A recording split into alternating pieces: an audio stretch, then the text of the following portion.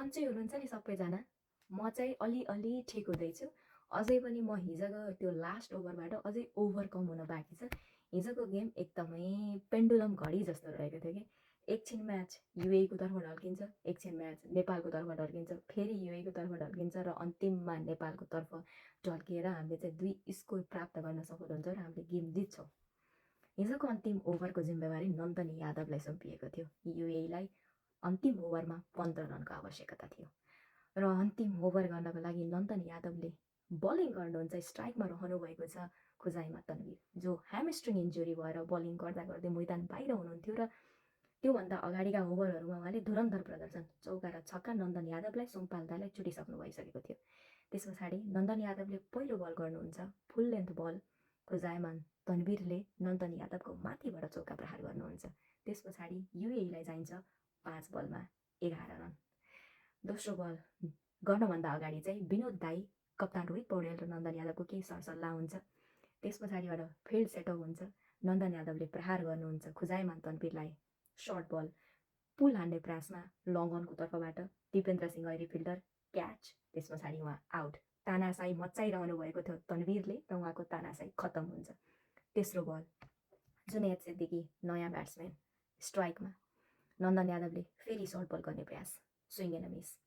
विनोद भण्डारी दाईले फटाफट नन्दन यादवलाई बल फालिदिनुहुन्छ। त्यस पछाडि नन्दन यादवले रन आउट गर्न सफल हुनुहुन्छ। जुनैद सिद्दिकी बाहिर। त्यस पछाडि आउनुहुन्छ हैदर अली, अक्षदीप नाथ, जसले चाहिँ खुजाइमान तन्वीरसँग पार्टनरसिप बनाइरहनु भएको थियो, राम्रो फर्ममा रहिरहनु भएको थियो। उहाँ स्ट्राइकमा हुनुहुन्छ। फेरि नन्दन यादवले चौथो बल, आवश्यक कति छ? त्यही 11 रन प्रहार गर्नुहुन्छ। त्यस पछाडि अक्षदीप नाथले कभरको माथिबाट चौका प्रहार गर्नुहुन्छ। त्यस पछाडि म्याच भनेको युएईको तर्फबाट पुरै सर्लक्क ढल्केर गइसकेको थियो। अब मेरो चाहिँ भगवान्सँग एउटा मात्रै प्रार्थना थियो, नन्दन यादव प्लिज वाइड बल नगरिदिनुहोस्। म वाइड बल हेर्न सक्दिनँ। अब चाहिँ म एकदम फ्रस्ट्रेट भइसकेको थिएँ त्यति बेला चाहिँ।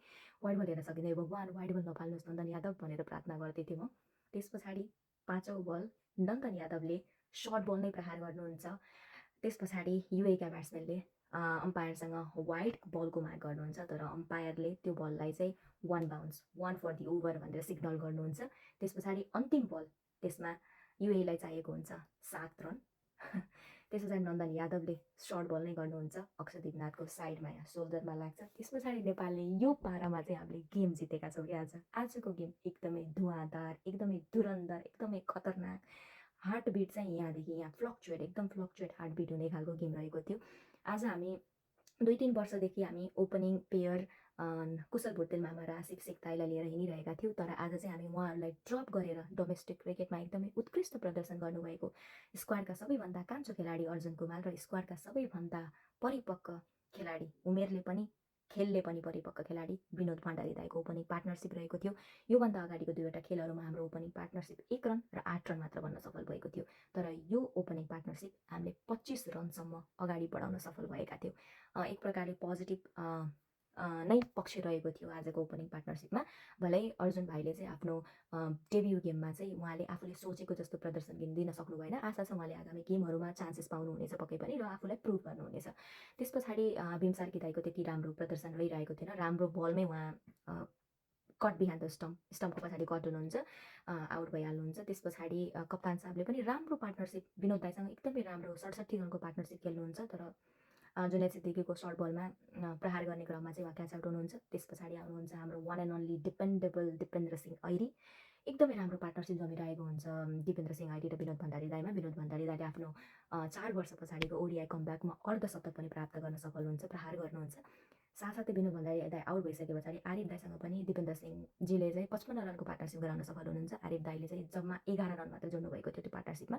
साथै गुल्लु भाइको फर्म एकदमै हामीले गुल्लु भाइले खेल्ने प्रदर्शन हामीलाई एकदम मिसिङ भइरहेको थियो, तर आजको गेममा चाहिँ गुल्लु भाइले एकदम धुवाँदार पर्फर्मेन्स दिनुभएको छ, एकदमै राम्रोसँग।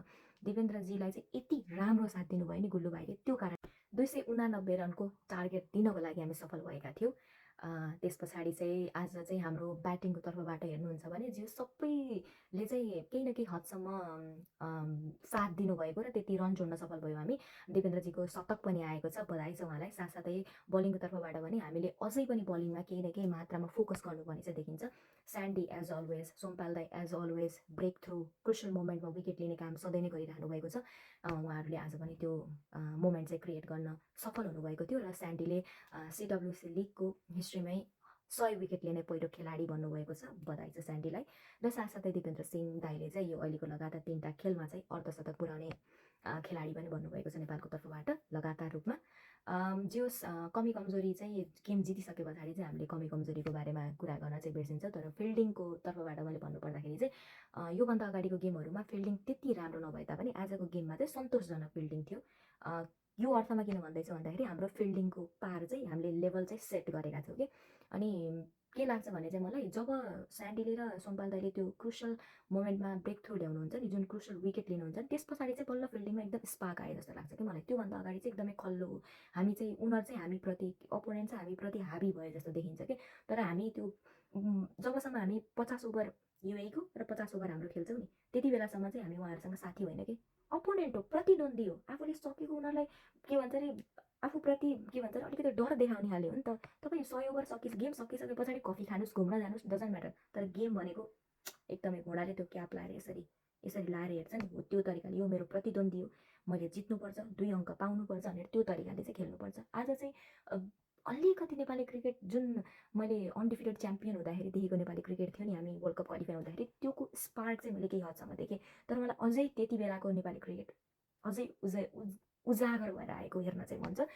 जे भए पनि हाम्रो जित भयो, हामीले 2 अङ्क पायौँ। अब यही विनिङ मोमेन्टमलाई यही प्रकारलाई हामीले क्यारी गर्दै अनि सुधार उन्मुख पद्धति अपनाउँदै सुधार गर्दै केही हदसम्म ओमानलाई पनि बाजी मार्नु छ। साथसाथै त्यो विनिङ मोमेन्टम हामीले चाहिँ स्कटल्यान्ड र युएसएसँग हाम्रो गेम छ फेरि मेमा, त्यसमा पनि हामीले लाग्नुपर्छ त्यो जित्नको लागि पनि। जे भए पनि आज हाम्रो जित भएको छ, एकदमै खतरनाक जित भन्छु मैले। धन्न मुटु बाहिर निक्लिसकेको थियो, एम्बुलेन्स बोलाउनु पर्ने अवस्था भइसकेको थियो कतिपय नेपाली फ्यानहरूलाई। जे भए पनि जित हाम्रो भएको छ, 2 अङ्क हाम्रो भएको छ र आशा छ यसरी नै हामीले बाजी मार्नेछौँ।